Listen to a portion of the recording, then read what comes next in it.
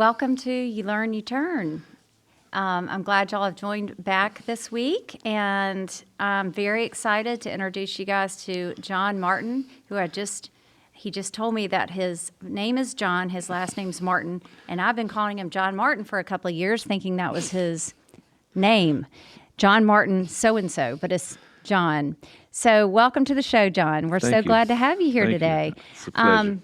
So I want to say this, I did meet you in a 12-step program, but one of the things, and you've always stuck out to me as just being a really, really nice guy.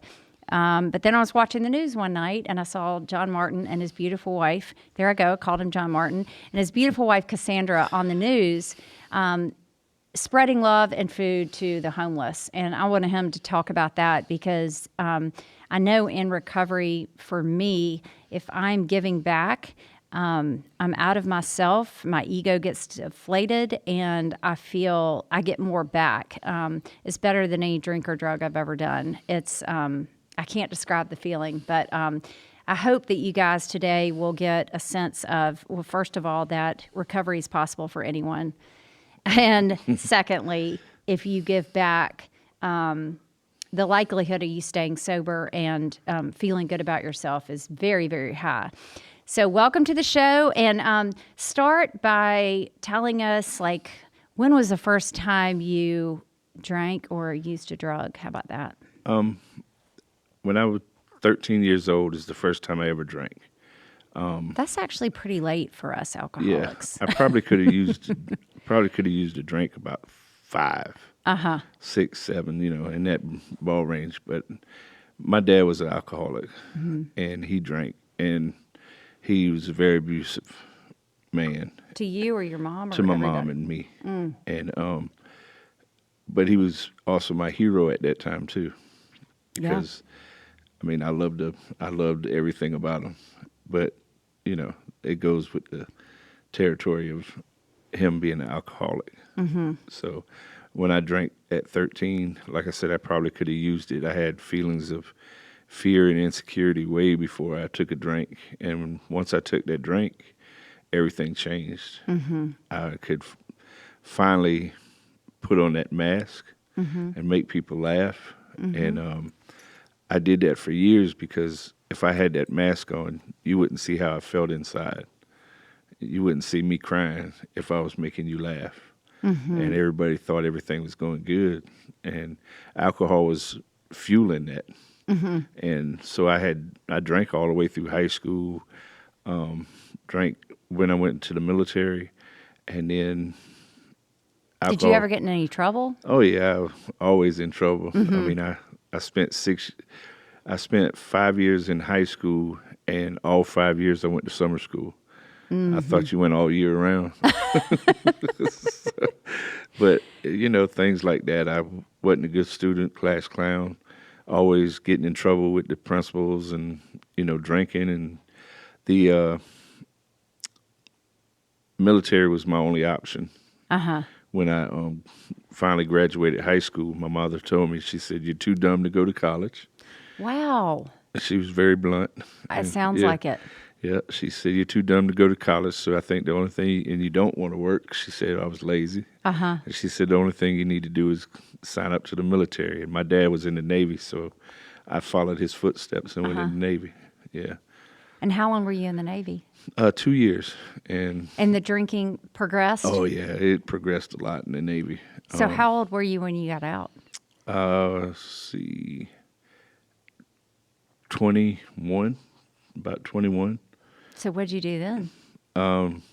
That's when I became a street pharmaceutical representative. Okay. When I got out of the service.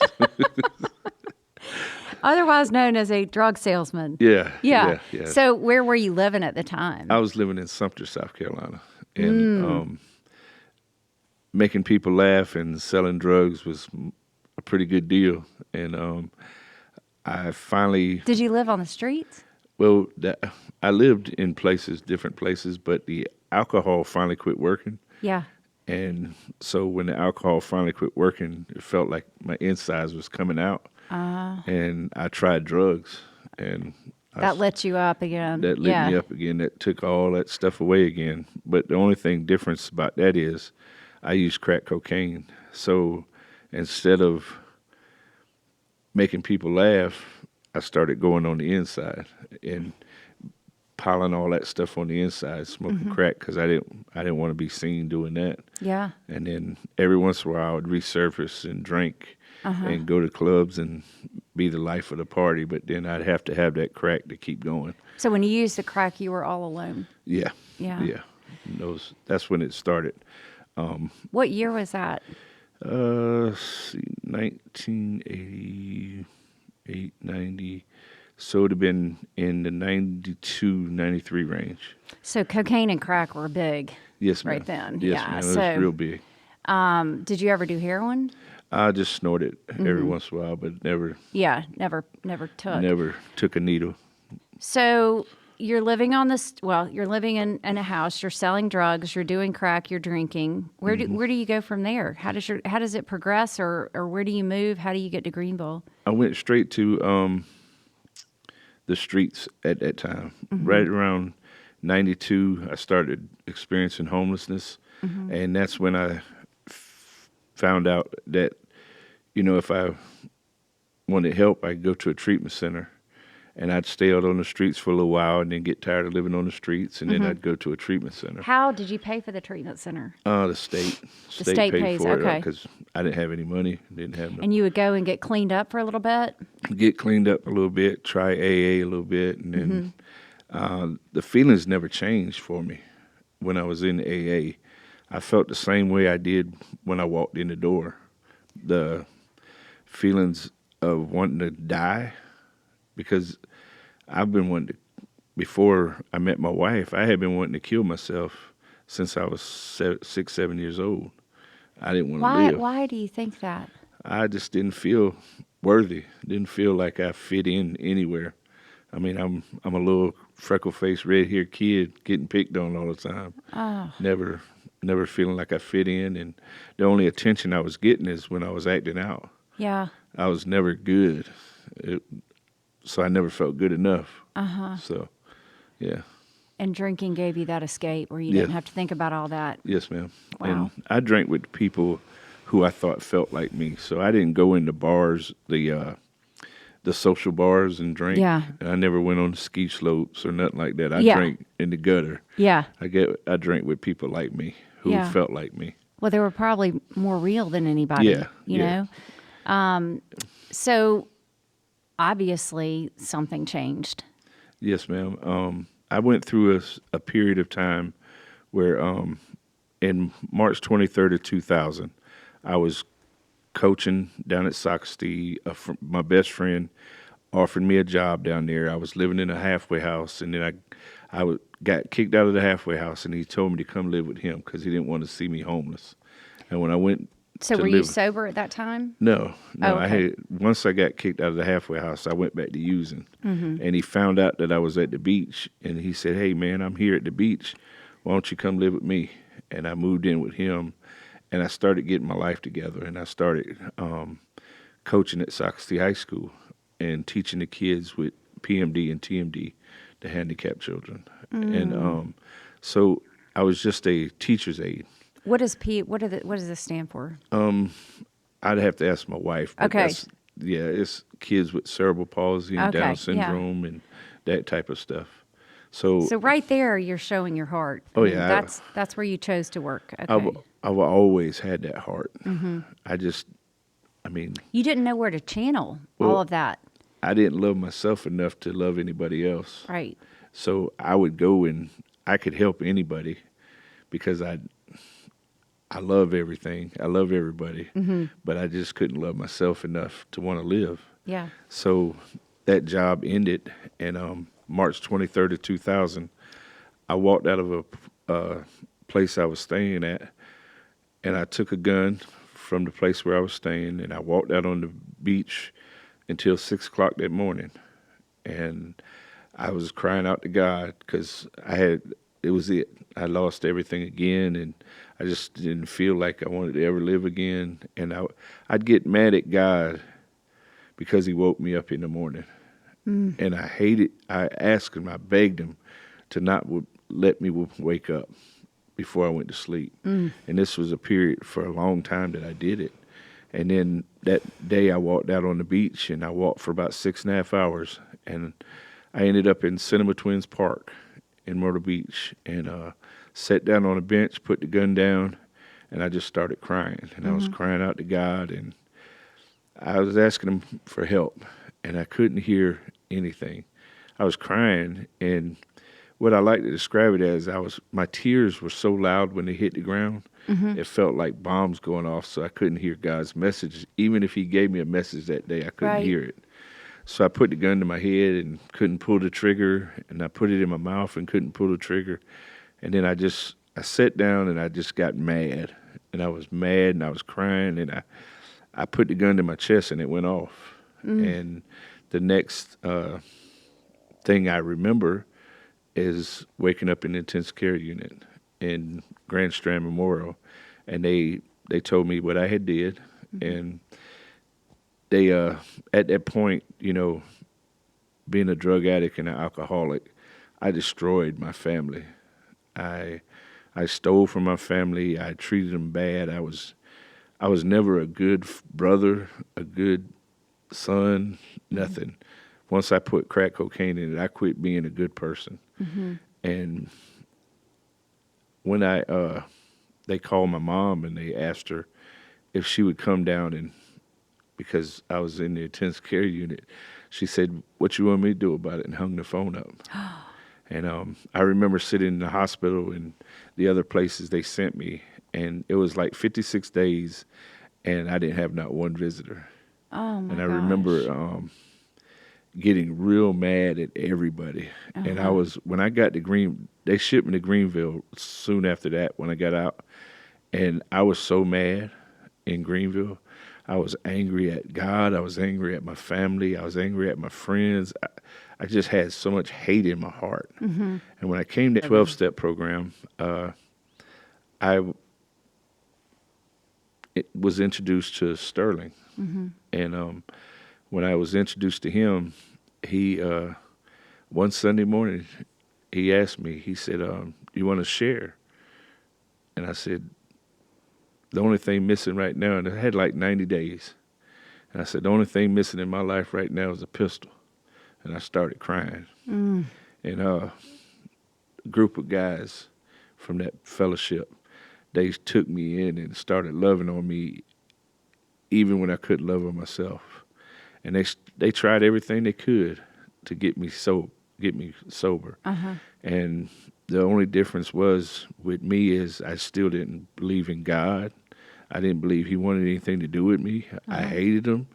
And I would sit in meetings, and I would be okay for 2 hours.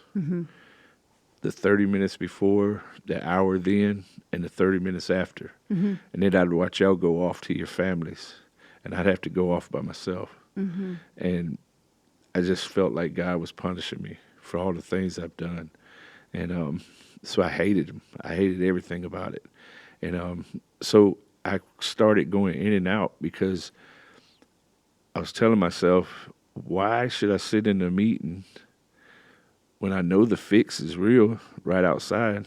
Yeah. I'm going to feel the same both ways, whether I'm in or out. So that was a period of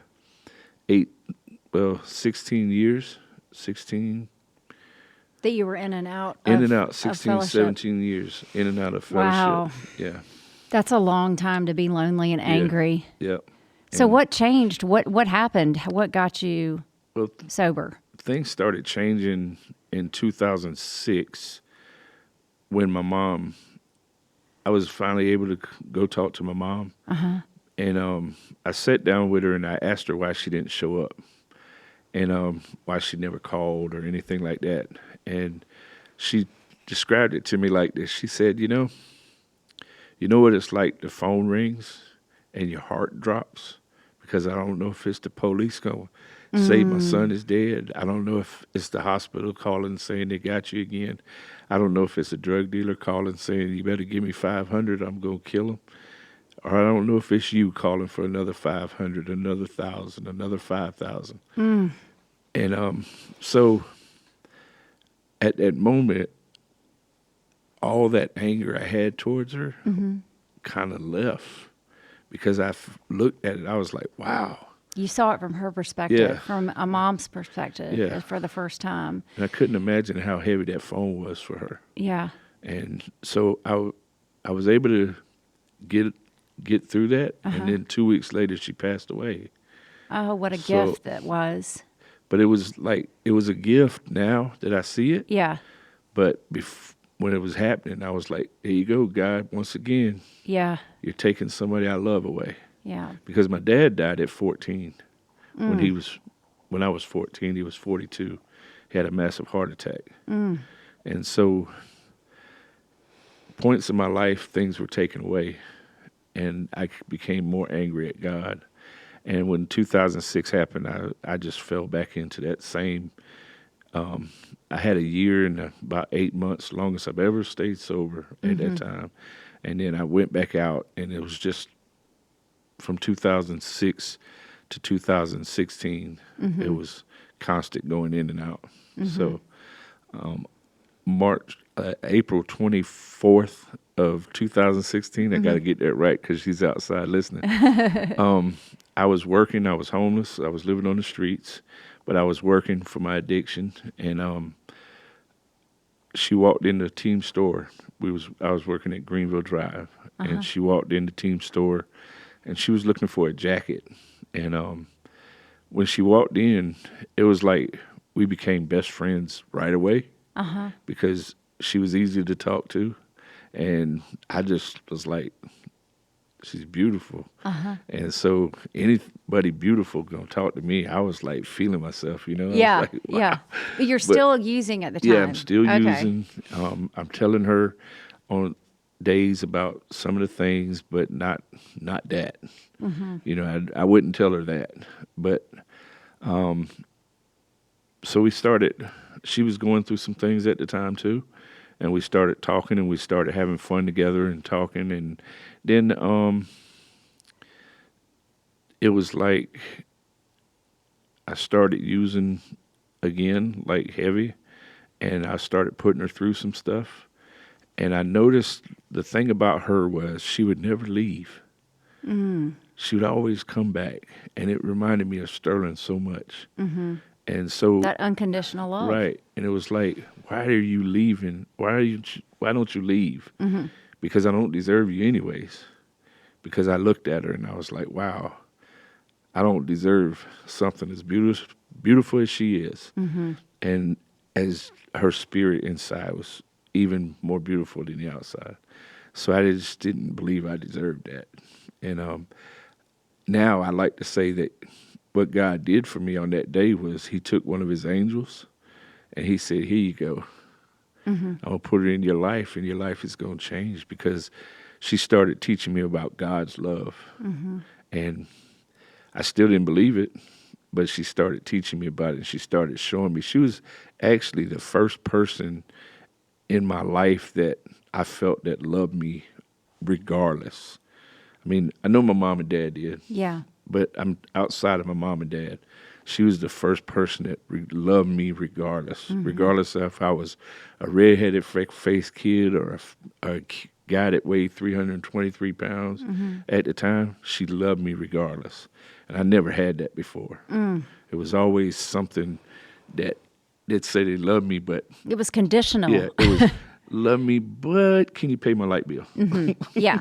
Yeah, so she was the first person never loved me for me. And she started bringing out the good in me, and I started laughing again.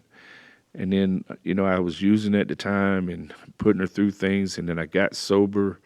And then I sat down with Sterl, and I started working those 12 steps in the fellowship. And Sterling sat me down and said, hey, won't you tell me about God?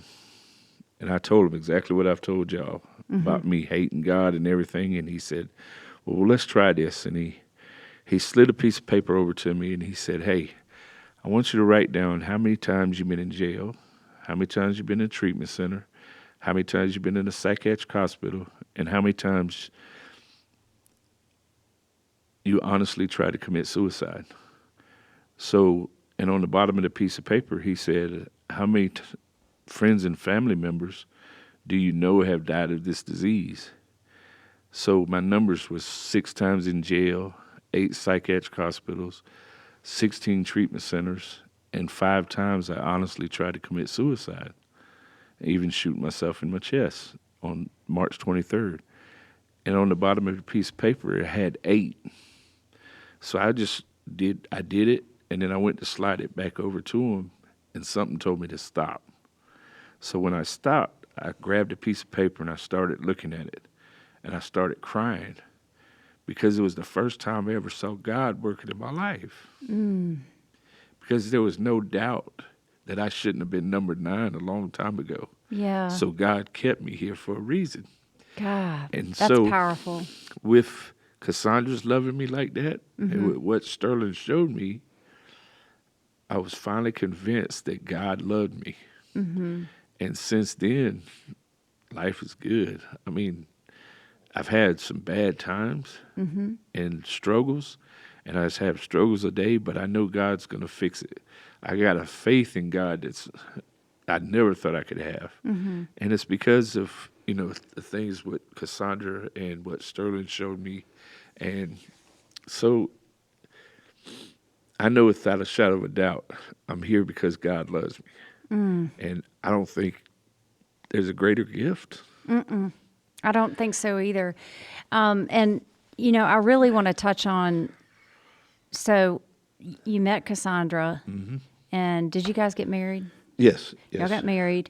And then tell me, I feel like the audience needs to meet Cassandra because she's the wonderful woman that he keeps referring to. And also, I would like for her to be part of telling of what you guys do now, how you've turned your life around, and not just turned it around and lived happily ever after, but you give back to this community. And before we bring Cassandra on, I would like for you to look at the camera and tell someone who may be struggling with a severe substance use disorder, does not think that their life is worth living. What would you say to that person? I would say write down those things that Sterling told me to write down. And if you're not convinced after that, then call some more people. And never give up. Find people that'll listen to you. Yeah. Not talk to you. Because that was big for me. Because people always told me how I should feel, what I should do, and Sterling just listened. And I was able to get all that stuff out. And, one of the biggest things I think for alcoholics and drug addicts when we're trying to get sober is that people talk at you and don't never listen. And I believe that listening is, when we're helping somebody, we don't always have to have the answer. We can just listen. And we don't have to even give them the answer that night. I know how it made me feel when somebody would just listen to me and not say, well, you shouldn't feel this way. Well, these are my feelings. Right. And so I think if you just write that stuff down, like I said, and then find somebody just to listen. Because that's what the one thing about Cassandra I fell in love with is because she would just listen to me. And as crazy as I am, she still listens to me. That's beautiful. That is beautiful. All right, with that, everybody, we're going to take a quick break and come back with Cassandra. Thank you for listening. Thank you. John, we're back with his family. You introduce your wife and your son, please. Okay, well, this here is my beautiful wife, Cassandra Martin, and my beautiful, amazing son, Sam Dean. And we also have Brooklyn and Bracy, and Brianna and Braylon. And wow, I didn't know y'all had so many children. Yeah, we have 2 living with us, and then the 2 are older. Okay. Brooklyn and Braylon. And he's ready to roll. Yeah. But I wanted the audience to see beautiful Cassandra because she is the one that John credits for changing his life. Tell me, from your perspective, when you met John Martin, real quick, what was it like for you? meeting someone in active addiction? So I didn't know about the addiction until several months later. He did not express that to me again until several months later.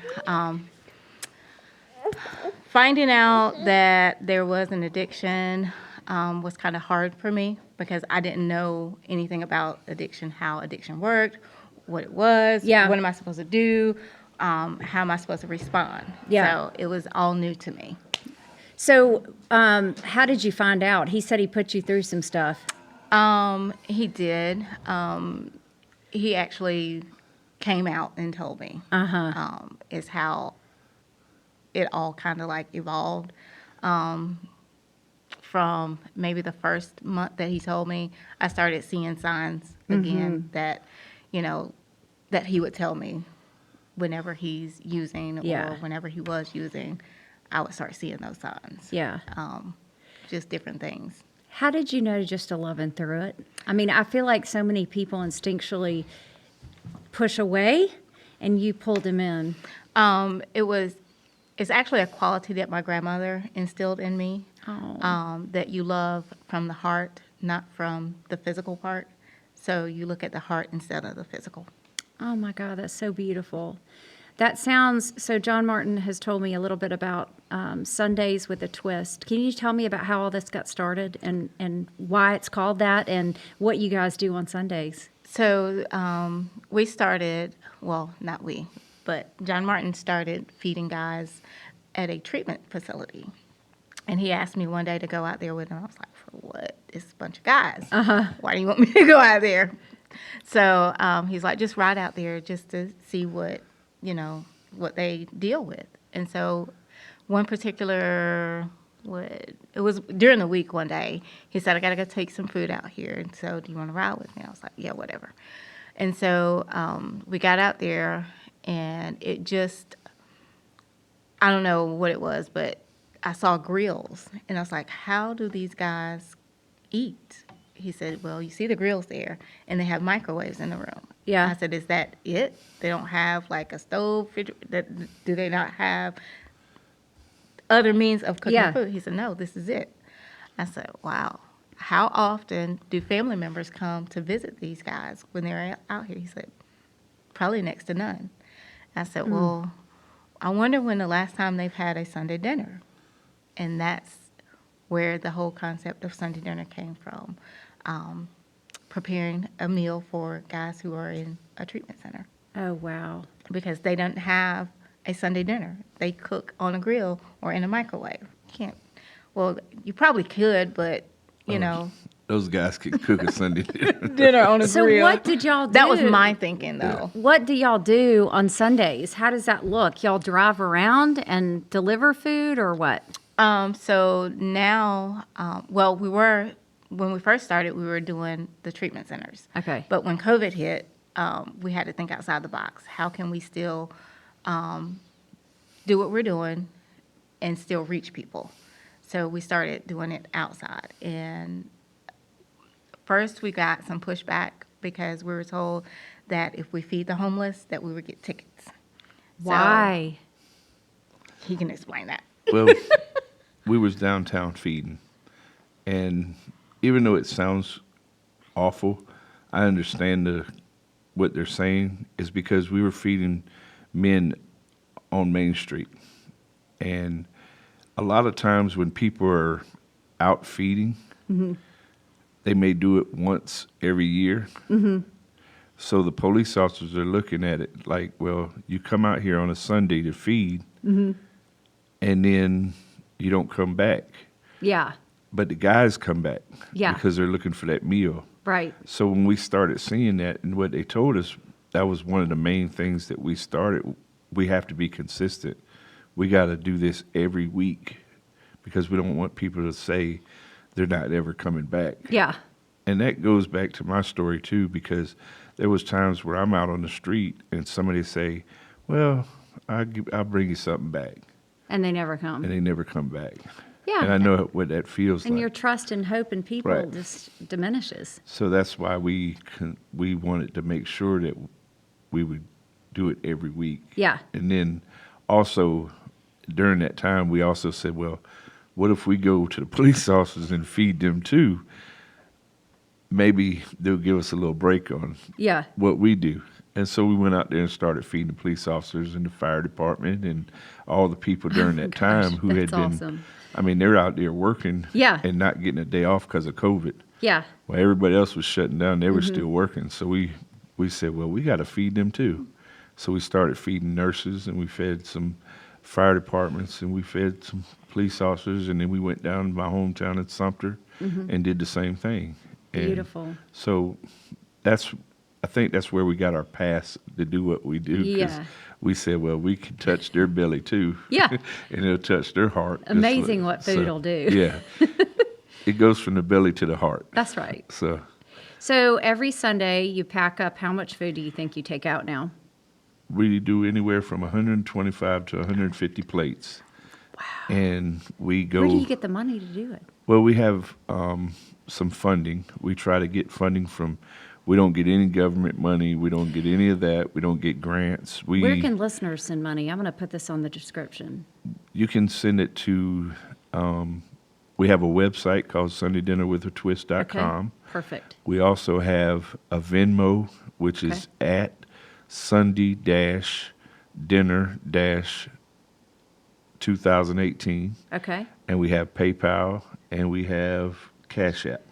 So you get all the food from local grocery stores, I No, imagine? we get it from local people that Uh-huh. will donate money to us, and we go out and buy it.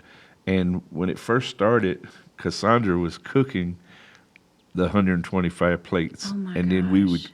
box it up in the house. The girls would help us, and then we'd load it up in the car, and I would sit on the back of the car, and she would drive, and we just ride around town. I would hand plates out the back of the car. Oh my gosh. But since then, we've got some amazing volunteers that come out and help us every Sunday, because we meet up at County Square, and the people come out, and like North Hills Church, they cook every third Sunday.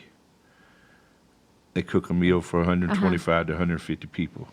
And we bring it out to the tables, and we all come out there and fellowship a little bit and box up the food, and the volunteers come out, and then we pile up in the cars and ride around and go hand them out to the bridges and to the woods and to the other places where the homeless people are at. We go meet them.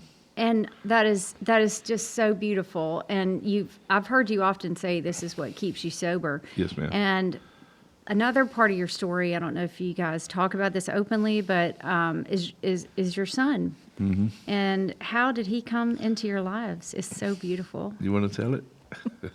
Well, you want me to tell it? Or you got it? Okay. Well, I wish He's out there, by the way, Yeah. and the crew here at the studio is entertaining him. I wish my wife talked more. She's, oh man. I'll Come tell on, it. Cassandra, I'll tell us your Yeah. story. So, again, during the midst of COVID, we were out feeding, met a couple. This was probably mid-May that we met her and her boyfriend. Didn't know that particular Sunday that she was pregnant. So the following Sunday when we went out, that's when we found out that she was pregnant. While I was talking to her, her boyfriend was talking to John Martin, and he told John Martin how they went out and worked for food the night before, but during the night the rats had ate the food off their chest. So they didn't have any food until we God. came out. And so he and I talked, and we were like, we cannot leave her out here. She's 5.5 months pregnant, no food, nothing. So we decided to put him up in a hotel. They stayed in the hotel for about a month and a half. Kind of lost contact with them because they found a friend that let them come and live in his apartment because he didn't want to stay there. He had an apartment, but he just, he let them live there. So that was probably around August, mid-August. And then beginning of September, she called. Well, she didn't call. She sent me a message saying, are you guys still going to help with the baby? we just didn't know where to take the stuff. We told her, yeah, we just didn't know Yeah. where we were going to take the stuff because we gotten so many donations. People had donated the things that she wouldn't have to worry about Right. coming straight home from the hospital. And so September 17th, she called me and said that, 16th, she called and said, I'm going to have the baby. I'm going to the hospital. I said, well, just keep us in the loop. Let us know what's going on. Again, it's still in the midst of COVID. Yeah. So protocol has changed. So September 17th, she called and said, I had the baby. You guys can come up. I said, well, no, I don't want to get turned around at the front desk Yeah. because we're not family. Yeah. And again, it's still during the midst of Yeah. COVID. So you let me know tomorrow what the protocol is, when we can come, and we'll come. Well, she called me that Friday, and she was very frantic, very just nervous, didn't know what she was going to do. I was like, what's going on? She said, I need you to do me a huge favor. Well, in the back of my mind, I'm thinking, what can I do for you? I'm out here. You're in the hospital getting the best care that you can get. What is it that I can do for you? They're not going to let me in because, again, I'm not family and it's during COVID. So what is it that I can do? Didn't express that to her. That was just what I was thinking. She said, I need a caregiver for the baby or he's going in foster care. I said, oh, no, he's not going to foster care. You tell me what we need to do, and we will be there to get the baby. So she's like, will you do that? I said, absolutely. And this was all before I even said anything to John Martin. I was told without being told. Oh, my God. I called him. I said, yeah, we got to go get a baby from the hospital. He's like, what? Where? I said, just meet me at the hospital. We have to go get a baby. And he's been with us since he was 3 days old. And have you adopted him? We're in the process. Okay. Does she see him at all? We have not seen her since he was 3 weeks old. Oh, my gosh. Wow. So he's yours. Mm-hmm. That's amazing. Wow. What a story. Can't make this stuff up. It's just beautiful. And it's all because you live from your heart. Mm-hmm. You guys are amazing. I don't even know. There are just no words to describe how y'all live so selflessly. But like John Martin's always saying in meetings that he's the happiest man alive because he has you and he has the program that y'all have started, which I hope to see grow and grow and grow in other communities. You guys, if everyone would replicate this in the little towns around South Carolina, what an impact that would make. Yeah. Because then that homeless person who maybe gets a break by having a good meal turns around and does it for someone else. And it's just the chain reaction of giving could just be huge.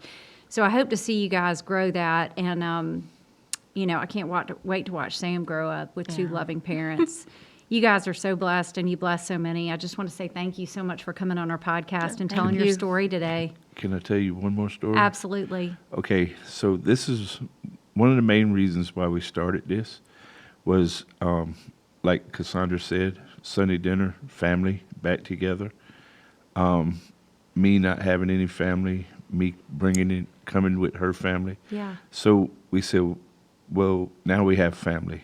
All these guys and men and women that we feed, I have their phone number. They have my phone number, and they call me any time of day. They're my family, and we're part of a big Sunday dinner family. And one of the guys had been homeless for 9 years, and he's been walking the streets here in Greenville for 9 years. And a couple months ago, he asked me if I would find his family. So I said, well, give me your last name. So I called around some people that I knew with the last name, and I found a young lady in Holly Hill, South Carolina. Her name is Gaynell Walters. Mm-hmm. And I went back to Bobby J is his name. Mm-hmm. I went back to Bobby J and I asked him, do you know Gaynell Walters? He said, yeah, that's my baby sister. Oh, my God. So I left a message on her Facebook for her to call me. And when she called me, we was going out to feed that day. And she called me and she said, hey, do you have information on my brother? And I said, yes, ma'am. He's trying to find y'all. And she yelled. And she started crying. And she started yelling and praying.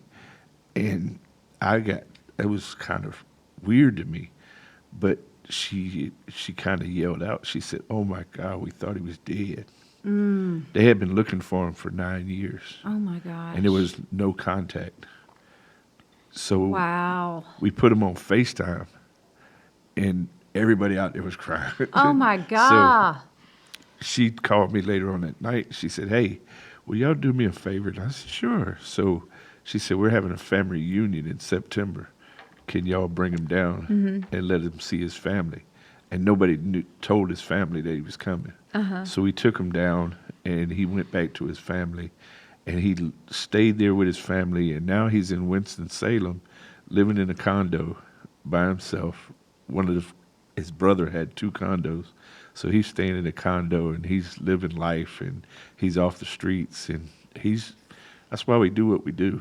That's in hopes amazing. that- That is amazing. You Yeah. are making such a difference. Oh my gosh. That's why we do what we do, because I know what it's like to be alone, and I know what it's like to be out on the streets alone.